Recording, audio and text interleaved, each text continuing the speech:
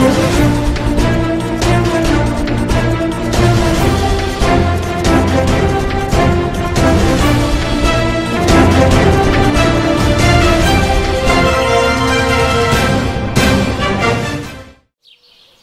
काका, हुआ है शहर, ले आए खाद बीज? हाँ भाई, लेके तो आया हूँ, पर क्या कहूँ, महंगाई इतनी हो गई है कि समझ में नहीं आता है कि खेती करे कैसे। फसल भी अच्छी नहीं होती है, ये दवाइयाँ नहीं डालूँ तो कर्जा करके लाओ, कैसे भी लाओ, लाना तो पड़ेगा ही। और ये दवाई की दुकान का कर्जा तो ख़त्म होने का नाम नहीं लेता। लाना तो मुझे भी है, पर सब कुछ इतना महंगा है, कहाँ से लाऊं, किससे खरीदूं, किसके पास सही दामों में मिलेगा और क्वालिटी उत्पाद भी मिलेगा या नहीं। अपनी फसलों की सही दवाओं के लिए दूर दूर तक शहरों में जाना और दवाओं को लाना पड़ता है। फसलों के लिए दवाएं सही है या नहीं, ये जानकारी भी नहीं होती। फसलों की कटाई पर सही दाम मिलेंगे या नहीं, इन तमाम मुश्किलों से दूर होने के लिए आइए खेती बाड़ी केंद्र। खेती बाड़ी केंद्र एक ऑनलाइन सेवा केंद्र है जिससे आप अपने मोबाइल के द्वारा जुड़ सकते हैं, जहां आपको अपनी खेती के लिए सही प्रकार की दवाएं मिलेंगी, वो भी होलसेल मूल्य पर। वो सभी दवाएं सीधा निर्माता से लेकर आप तक पहुंचाते हैं, यानी कि बीच में होने वाले सारे खर्च की बचत आपकी जेब में। साथ ही साथ दवाओं को लाने और ले जाने की झंझट से भी छुटकारा। अपनी मुश्किलों को दूर करने के लिए आप खेती बाड़ी केंद्र पर एक मिस कॉल करें। खेती बाड़ी केंद्र का किसान मित्र आपसे तुरंत संपर्क करेगा और आपको सभी जरूरी जानकारी देगा। खेती बाड़ी केंद्र की फ्रेंचाइजी लेकर खेती बाड़ी मित्र बनिए और किसानों की सेवा कर देश की तरक्की में भागीदार बने। आज ही संपर्क करें नीचे दिए गए नंबर पर और खेती बाड़ी केंद्र से जुड़े। ये है खेती बाड़ी केंद्र ऐप। अच्छा, किसानों की सरदारी, उन्नत खेती बाड़ी केंद्र, देश के अन्नदाता की दुकान। प्रधानमंत्री नरेंद्र मोदी ने ऑक्सीजन और दवाओं की उपलब्धता और आपूर्ति की समीक्षा की। केंद्र ने दवाओं के उत्पादन को बढ़ाने के लिए निर्माताओं को आवश्यक सभी मदद का दिया भरोसा। केंद्र ने कहा, ऑक्सीजन की आपूर्ति अब पहली लहर के चरम से 3 गुना ज्यादा।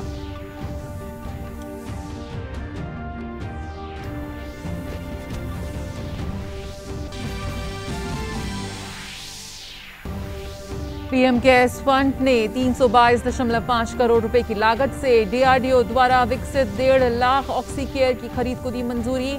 1 लाख मैनुअल और 50,000 स्वचालित ऑक्सीकेयर प्रणाली के साथ साथ नॉन रिब्रीदर मास्क की भी होगी खरीद।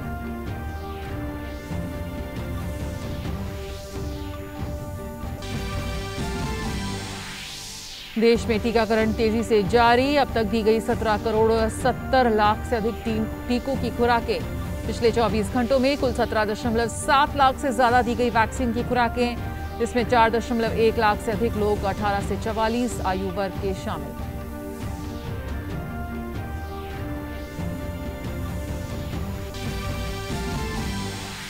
कोविड की जंग में भारत को लगातार विदेशों से मदद मिलना जारी। इंडोनेशिया ने भेजे 200 ऑक्सीजन कंसंट्रेटर्स, वहीं जर्मनी, ग्रीस और फिनलैंड ने भारत को चिकित्सा सहायता की प्रदान।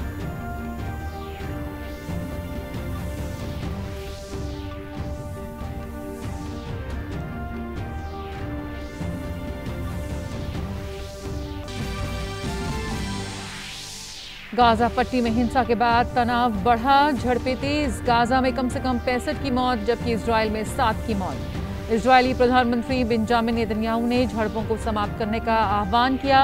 अमेरिकी राष्ट्रपति जो बाइडेन ने इजरायल के साथ व्यक्त की एकजुटता, कहा इजरायल को अपना बचाव करने का अधिकार।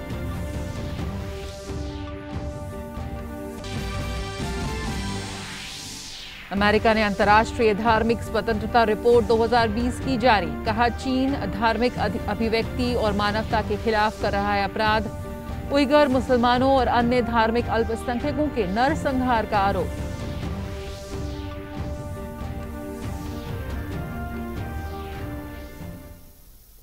नमस्कार, समाचारों में आप सभी का स्वागत है। मैं हूं जया सिन्हा। प्रधानमंत्री नरेंद्र मोदी ने ऑक्सीजन और दवाओं की उपलब्धता व आपूर्ति पर एक उच्च स्तरीय समीक्षा बैठक की अध्यक्षता की। बैठक में बताया गया कि कोविड-19 मरीजों को दी जाने वाली दवाइयों पर सरकार की तरफ से लगातार निगरानी रखी जा रही है। इसके साथ ही दवाइयों के उत्पादन को बढ़ाने के लिए सरकार लगातार दवा निर्माताओं के संपर्क में है और आवश्यकता के अनुरूप हर तरह की मदद मुहैया कराई जा रही है। बैठक में प्रधानमंत्री को दवाइयों के वर्तमान स्टॉक के बारे में जानकारी दी गई और ये बताया गया कि राज्यों को अच्छी मात्रा में दवाएं उपलब्ध कराई जा रही हैं। उच्च स्तरीय बैठक के दौरान प्रधानमंत्री मोदी को बताया गया कि पिछले कुछ हफ्तों के दौरान रेमडेसिविर समेत कोविड-19 में इस्तेमाल होने वाली अन्य सभी तरह की दवाइयों का उत्पादन तेजी के साथ बढ़ाया गया है। बैठक में प्रधानमंत्री मोदी ने कहा कि भारत का दवा क्षेत्र काफी क्षमतावान है। सभी दवाओं की समुचित उपलब्धता सुनिश्चित करने के लिए सरकार करीबी तालमेल से काम करती रहेगी। पीएम मोदी ने आगे कहा कि राज्यों को समयबद्ध तरीके से वेंटिलेटर को संचालन योग्य बनाना चाहिए। निर्माताओं की मदद से तकनीकी प्रशिक्षण के मुद्दे को सुलझाना चाहिए। पीएम मोदी ने देश में ऑक्सीजन की उपलब्धता और उसकी आपूर्ति की स्थिति का भी जायजा लिया। चर्चा के दौरान उन्हें ये बताया गया कि पिछले साल पहली लहर की पीक के दौरान जितनी ऑक्सीजन सप्लाई थी उसके मुकाबले 3 गुना अधिक सप्लाई की जा रही है। इसके अलावा बैठक में प्रधानमंत्री को रेलवे और वायुसेना द्वारा ऑक्सीजन की ढुलाई, ऑक्सीजन कॉन्सेंट्रेटर्स व सिलेंडरों की खरीद और देश में लगाए जा रहे संयंत्रों के बारे में जानकारी भी दी गई। पीएम केयर्स फंड से 322.5 करोड़ रुपए की लागत से 1.5 लाख ऑक्सीकेयर सिस्टम की खरीद को मंजूरी दी गई है। ये मरीजों के SpO2 स्तरों के आंके गए माप के आधार पर उन्हें दी जा रही ऑक्सीजन को नियंत्रित रखने के लिए DRDO द्वारा विकसित की गई एक व्यापक प्रणाली है।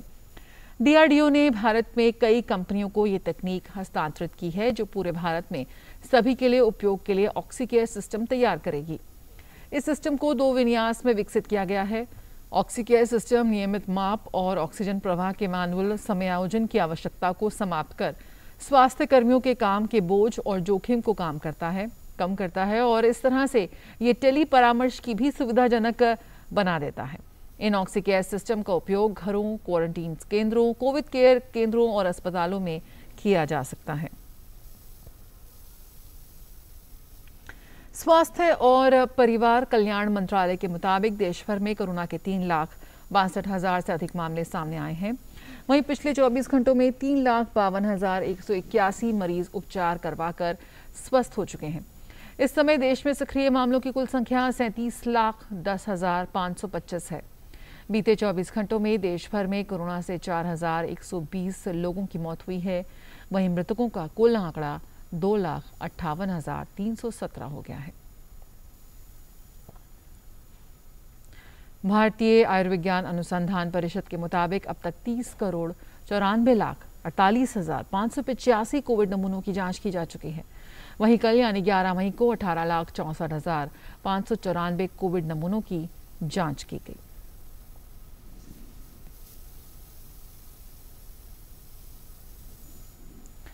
भारतीय रेल मौजूदा चुनौतियों का सामना और नए उपायों की तलाश के साथ देश के विभिन्न राज्यों की मांग पर तरल चिकित्सा ऑक्सीजन की आपूर्ति के अपने अभियान को निरंतर जारी रखकर लोगों को राहत पहुंचा रहे हैं।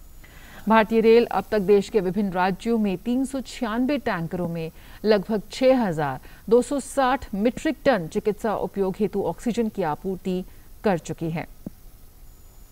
इस बीच आज तमिलनाडु के लिए पहली ऑक्सीजन एक्सप्रेस चेन्नई पहुंची। इस एक्सप्रेस से ऑक्सीजन के 80 मीट्रिक टन लोड के 4 टैंकर चेन्नई पहुंचाए गए हैं। वहीं देर रात एक अन्य ऑक्सीजन एक्सप्रेस ने गुजरात के हापा से दिल्ली की यात्रा पूरी की है। वहीं लिक्विड ऑक्सीजन से लोडेड एक और ट्रेन हापा से राजस्थान के कनकपुर पहुंच गई है। ऑक्सीजन एक्सप्रेस के द्वारा देश के विभिन्न भागों में 800 मीट्रिक टन से अधिक ऑक्सीजन की आपूर्ति की गई। इस अभियान के अंतर्गत अब तक 100 से ज्यादा ऑक्सीजन एक्सप्रेस की यात्रा पूरी हो चुकी है और विभिन्न राज्यों को राहत पहुंचाई गई है। भारतीय रेल द्वारा शुरू किए गए ऑक्सीजन एक्सप्रेस अभियान के अंतर्गत इस विज्ञप्ति को जारी किए जाने समय तक महाराष्ट्र में 407 मीट्रिक टन, उत्तर प्रदेश में लगभग 1680 मीट्रिक टन, मध्य प्रदेश में 360 मीट्रिक टन, हरियाणा में 939 मीट्रिक टन, तेलंगाना में 123 मीट्रिक टन, राजस्थान में 40 मीट्रिक टन, कर्नाटक में 120 मीट्रिक टन और दिल्ली में 2,404 मीट्रिक टन से अधिक ऑक्सीजन की आपूर्ति की जा चुकी है। और कोविड के खिलाफ इस जंग में वायुसेना का सहयोग भी लगातार मिल रहा है। ऑक्सीजन क्रायोजेनिक टैंकरों का परिवहन वायुसेना के विमान द्वारा देश भर में जारी है। कल वायुसेना के C-17 विमान ने विजयवाड़ा से भुवनेश्वर के लिए 2 टैंकरों को एयरलिफ्ट किया। इससे पहले विमान ने 4 खाली टैंकरों को पानागढ़ पहुंचाया। उसके बाद विमान ने आगरा से 2 खाली टैंकरों को रांची पहुंचाया।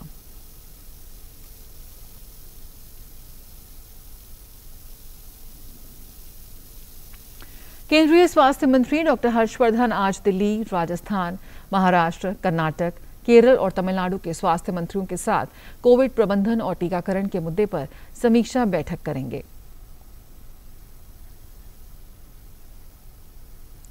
देश में कोरोना के खिलाफ जारी जंग में टीकाकरण अभियान तेज गति से जारी है। केंद्रीय स्वास्थ्य मंत्रालय के अनुसार देश में अब तक कोविड-19 टीके की कुल 17 करोड़ 72 लाख से अधिक खुराकें दी जा चुकी हैं। मंत्रालय ने कहा है कि टीकाकरण अभियान के 117वें दिन टीके की कुल 18,94,000 से अधिक खुराकें दी गईं।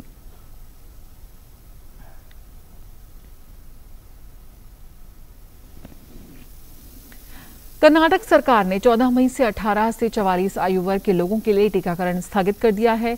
सरकार द्वारा केंद्र से मंगाए गए सभी वैक्सीन का 45 वर्ष से अधिक आयु के लोगों को दूसरी डोज देने के लिए सरकारी अस्पतालों में इस्तेमाल किया जाएगा। हालांकि राज्य सरकार ने निजी अस्पतालों को 18 से 44 साल के लोगों को वैक्सीन देने की छूट दी है।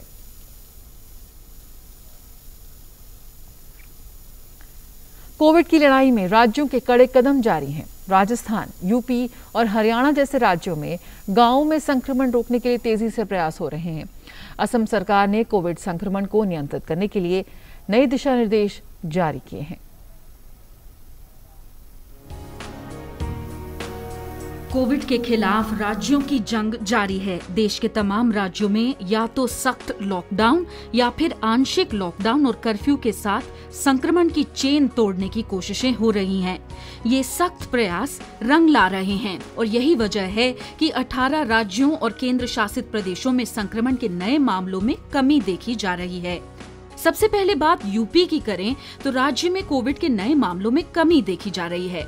संक्रमण दर लगातार कम होता दिख रहा है, जबकि रिकवरी दर हर दिन बेहतर हो रहा है। पिछले 24 घंटों में प्रदेश में 18,125 नए कोविड केस की पुष्टि हुई, जबकि इस अवधि में 26,712 लोग स्वस्थ होकर डिस्चार्ज हुए हैं। देश में सर्वाधिक टेस्ट करने वाला राज्य उत्तर प्रदेश ही है। राज्य में ऑक्सीजन की आपूर्ति को बेहतर करने के लिए सभी जरूरी कदम उठाए जा रहे हैं। उत्तर प्रदेश में बीते 24 घंटों में चिकित्सा शिक्षा विभाग के विभिन्न अस्पतालों में 115 बेड, वाराणसी में DRDO अस्पताल में ICU के 250 और लखनऊ के हज हाउस स्थित HAL हॉस्पिटल में ICU वाले 100 बेड की बढ़ोतरी हुई है। जिला स्तर पर भी लगातार प्रयास हो रहे हैं। उप मुख्यमंत्री केशव मौर्य ने इलाहाबाद के स्वरूप रानी अस्पताल को 80 वेंटिलेटर दिए हैं। 80 की संख्या में वेंटिलेटर सुपुर्द किए जा रहे हैं, सौंपे जा रहे हैं और तमाम ऐसी ज़रूरतें हैं जो प्रस्तावित हैं और भी बहुत कुछ किया जाना है और बहुत कुछ करेंगे। वहीं मध्य प्रदेश के तमाम जिलों में कर्फ्यू जारी है और संक्रमण की चेन तोड़ने में सफलता मिल रही है। राज्य सरकार पोस्ट कोविड बीमारियों को लेकर भी सक्रिय है। राज्य के मुख्यमंत्री शिवराज सिंह चौहान ने बैठक में प्रदेश में फैल रहे ब्लैक फंगस रोग पर अधिकारियों को निर्देश दिए। उन्होंने प्रोटोकॉल के अनुसार इसका उपचार सुनिश्चित करने पर जोर दिया है। ये ब्लैक फंगस के संक्रमण की घटना सामने आ रही है और वो बहुत भयानक है और अभी तक 50 रोगियों की पुष्टि अब तक हुई है। पूरे इलाज का प्रोटोकॉल जारी किया जाए। बात दिल्ली की करें तो सख्त लॉकडाउन का असर दिख रहा है। दिल्ली में पॉजिटिविटी रेट लगातार कम हो रहा है। कोविड के मरीजों के इलाज के लिए भी तेजी से कदम उठाए जा रहे हैं। दक्षिण दिल्ली के छतरपुर स्थित तेरापंथ भवन में 80 बेड का एक कोविड केयर सेंटर शुरू हो गया है, जिसे जल्द ही 200 बेड में बदल दिया जाएगा।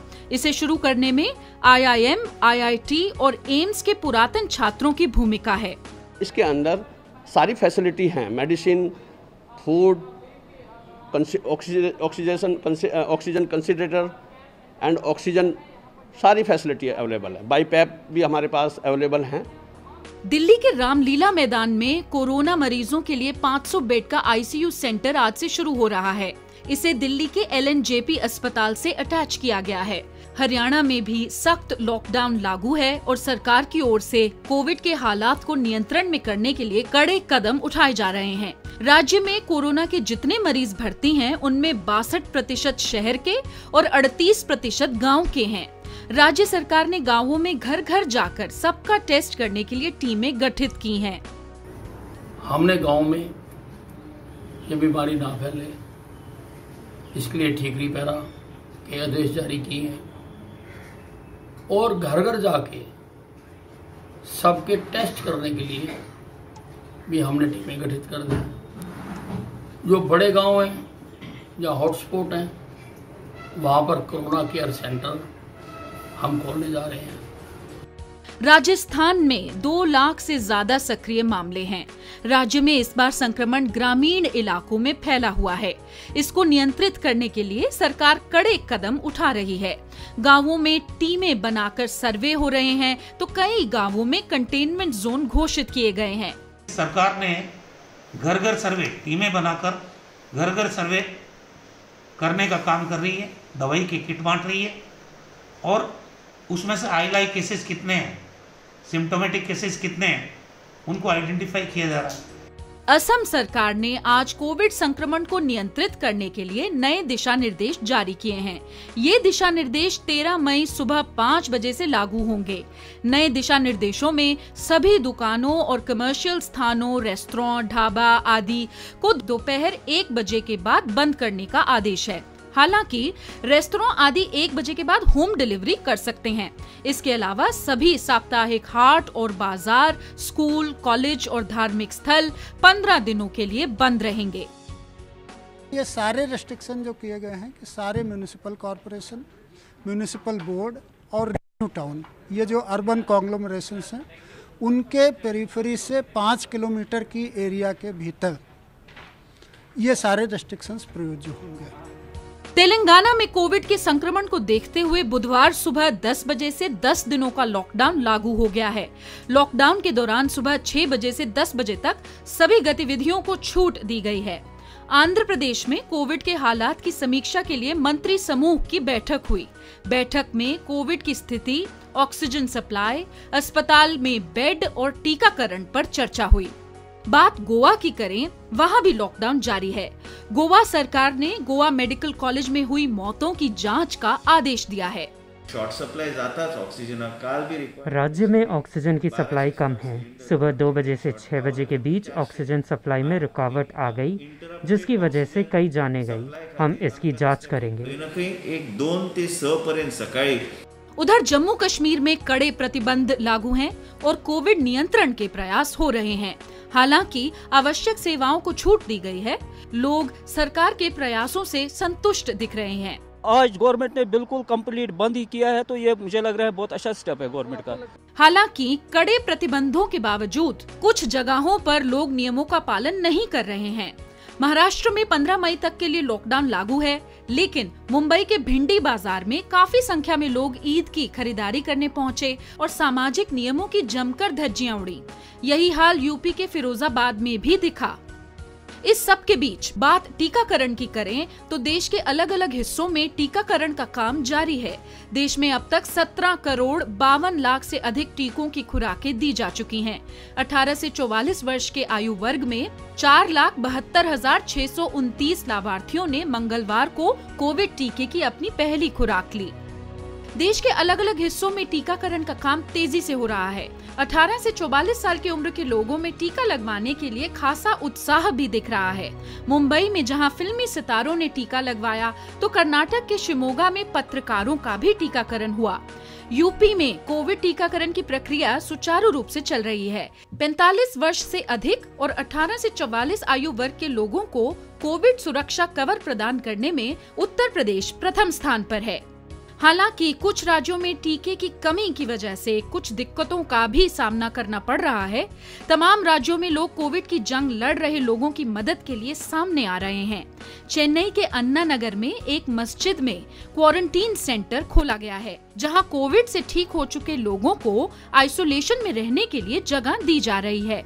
देश के हर हिस्से में कोविड की जंग लगातार जारी है और संक्रमण को रोकने के लिए चौतरफा प्रयास हो रहे हैं। बात करें हरियाणा सरकार की, तो उन्होंने वैक्सीन खरीदने के लिए वैश्विक निविदा जारी करेंगी। हरियाणा के स्वास्थ्य मंत्री अनिल विज ने ट्वीट कर बताया कि हरियाणा सरकार राज्य के लोगों के लिए कोरोना वैक्सीन खरीदने के लिए वैश्विक निविदाएं जारी करेगी, ताकि राज्य में 18 साल से ऊपर के प्रत्येक नागरिक को जल्द से जल्द टीका प्रदान किया जा सके। कोविड-19 के खिलाफ जंग में भारत को अंतर्राष्ट्रीय सहयोग लगातार मिलना जारी है। कल इंडोनेशिया से 200 ऑक्सीजन कॉन्सेंट्रेटर की खेप भारत पहुंची।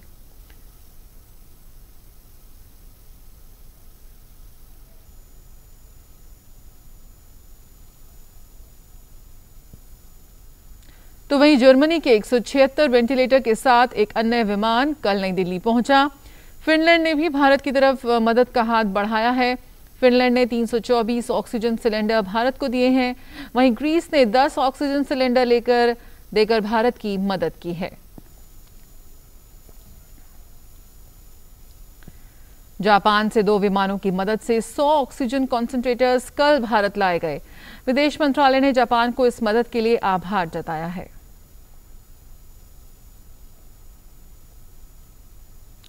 केंद्रीय कैबिनेट ने बैटरी स्टोरेज उत्पादन को बढ़ावा देने वाले 18,100 करोड़ रुपए की प्रोडक्शन लिंक इंसेंटिव को बुधवार को मंजूरी दे दी। इससे 50,000 मेगावाट का उत्पादन भारत में बढ़ने का अनुमान है। केंद्रीय मंत्री प्रकाश जावड़ेकर ने इस निर्णय की जानकारी दी।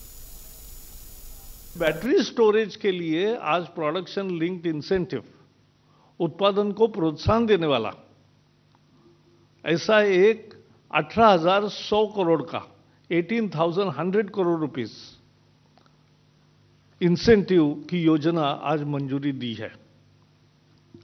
इससे 50,000 मेगावाट का टारगेट है कि वहां तक उत्पादन भारत में बढ़ेगा आने वाले चंद सालों में, और आगे ये उत्पादन बढ़ता जाएगा जरूरत के अनुसार और मार्केट के अनुसार। इसमें 45,000 करोड़ रुपए की 45,000 crore rupees investment foreign as well as Indian होगी और उनको 18,000 करोड़ रुपए ये इंसेंटिव मिलेगा। फिलिस्तीनी चरमपंथी संगठन हमास ने गाजा में इजरायल हवाई हमले में अपने सीनियर कमांडरों की मौत और एक बहुमंजिला इमारत के गिरने के बाद इजरायल पर दर्जनों रॉकेट हमले किए हैं, जिसके बाद से दोनों पक्षों में हिंसक घटनाएं तेज हो गई हैं। गाजा पट्टी में इजरायली हमले में मरने वालों की संख्या बढ़कर 65 हो गई है, जिसमें 14 बच्चे भी शामिल हैं। वहीं 7 इजरायलियों की भी मौत हुई है, जबकि करीब 320 लोग घायल हैं। इजरायल पुलिस ने कहा कि बुधवार को हिंसा के बाद 374 लोगों को गिरफ्तार किया गया। 36 पुलिसकर्मियों को भी चोट आई है। प्रधानमंत्री नेतन्याहू ने इन हमलों को अराजक बताते हुए कहा कि अरब उपद्रवियों के यहूदियों पर हमले करने और यहूदी उपद्रवियों के अरबों को मारने का कोई भी जायज नहीं ठहराया जा सकता। नेतन्याहू ने कहा कि उनकी सरकार इजरायल को बाहर के दुश्मनों और देश के भीतर के दंगाइयों से बचाने के लिए पूरी ताकत का इस्तेमाल करेगी। वहीं अमेरिकी राष्ट्रपति जो बाइडेन ने इजरायल के साथ एकजुटता व्यक्त की है, साथ ही कहा कि इजरायल को अपना बचाव करने का अधिकार है। इस बीच अमेरिका के विदेश मंत्री एंटोनी ब्लिंकन ने इजरायल के प्रधानमंत्री नेतन्याहू से बात करने के बाद फिलिस्तीनी राष्ट्रपति अब्बास से बात की और तनाव कम करने के लिए कहा। अमेरिका ने अंतर्राष्ट्रीय धार्मिक स्वतंत्रता 2020 की वार्षिक रिपोर्ट जारी की है। रिपोर्ट में कहा गया कि चीन में धार्मिक अल्पसंख्यकों पर हमले तेज हो गए हैं। चीन धार्मिक स्वतंत्रता का बड़ा अपराधी है, जिसने उइगर मुसलमानों के साथ सांस्कृतिक, धार्मिक और आर्थिक आधार पर अत्याचार किया है। रिपोर्ट में कहा गया कि कई देशों में धार्मिक स्वतंत्रता में सुधार हुआ है, जिसमें सूडान, उज्बेकिस्तान, तुर्क और तुर्कमेनिस्तान शामिल हैं।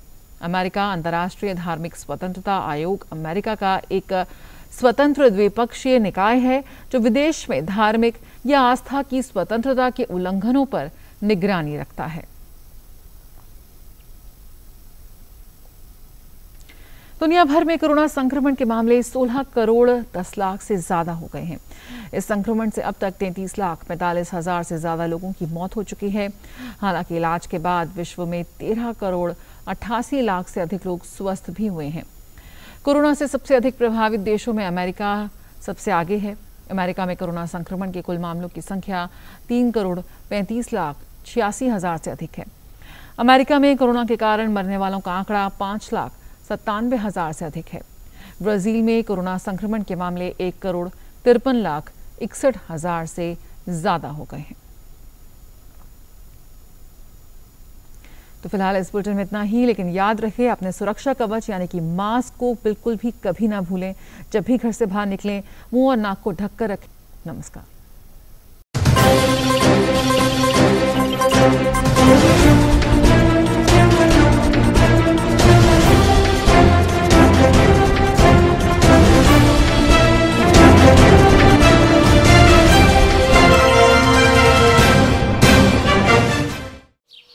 ओ काका, हुआ है शहर, ले आए खाद बीज? हाँ भाई, लेके तो आया हूँ, पर क्या कहूँ, महंगाई इतनी हो गई है कि समझ में नहीं आता है कि खेती करे कैसे। फसल भी अच्छी नहीं होती है, ये दवाइयाँ नहीं डालूँ तो कर्जा करके लाओ, कैसे भी लाओ, लाना तो पड़ेगा ही। और ये दवाई की दुकान का कर्जा तो खत्म होने का नाम नहीं लेता।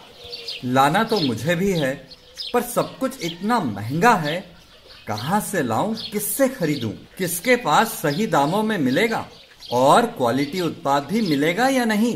अपनी फसलों की सही दवाओं के लिए दूर दूर तक शहरों में जाना और दवाओं को लाना पड़ता है। फसलों के लिए दवाएं सही है या नहीं, ये जानकारी भी नहीं होती। फसलों की कटाई पर सही दाम मिलेंगे या नहीं, इन तमाम मुश्किलों से दूर होने के लिए आइए खेती बाड़ी केंद्र। खेती बाड़ी केंद्र एक ऑनलाइन सेवा केंद्र है जिससे आप अपने मोबाइल के द्वारा जुड़ सकते हैं, जहां आपको अपनी खेती के लिए सही प्रकार की दवाएं मिलेंगी, वो भी होलसेल मूल्य पर। वो सभी दवाएं सीधा निर्माता से लेकर आप तक पहुंचाते हैं, यानी कि बीच में होने वाले सारे खर्च की बचत आपकी जेब में। साथ ही साथ दवाओं को लाने और ले जाने की झंझट से भी छुटकारा। अपनी मुश्किलों को दूर करने के लिए आप खेती बाड़ी केंद्र पर एक मिस कॉल करें। खेती बाड़ी केंद्र का किसान मित्र आपसे तुरंत संपर्क करेगा और आपको सभी जरूरी जानकारी देगा। खेती बाड़ी केंद्र की फ्रेंचाइजी लेकर खेती बाड़ी मित्र बनिए और किसानों की सेवा कर देश की तरक्की में भागीदार बने। आज ही संपर्क करें नीचे दिए गए नंबर पर और खेती बाड़ी केंद्र से जुड़े। ये है खेती बाड़ी केंद्र ऐप। अच्छा, किसानों की सरदारी, उन्नत खेती बाड़ी। खेती बाड़ी केंद्र, देश के अन्नदाता की दुकान।